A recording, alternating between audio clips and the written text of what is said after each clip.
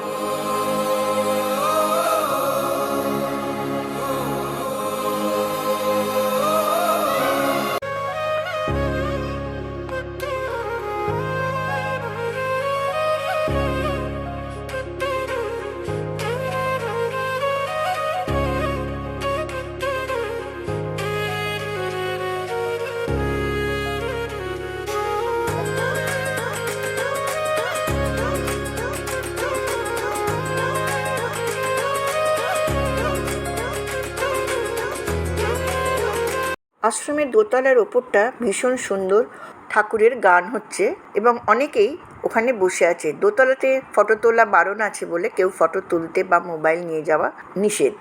ওপরে অনেকেই বসে আছে, ঠাকুরের গান শুনছে। ওপরে গেলে সত্যি করেই মন প্রাণ জুড়িয়ে যায়।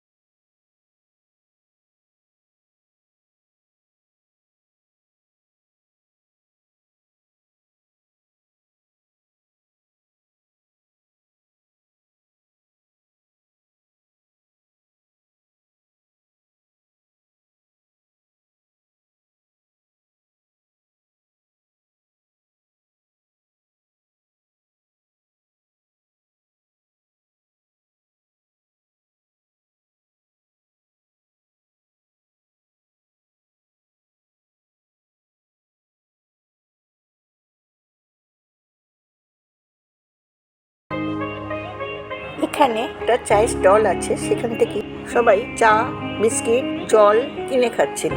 আর ওখানে টেবিল চেয়ারও আছে, টেবিল চেয়ারে বসেই খাওয়া হচ্ছে।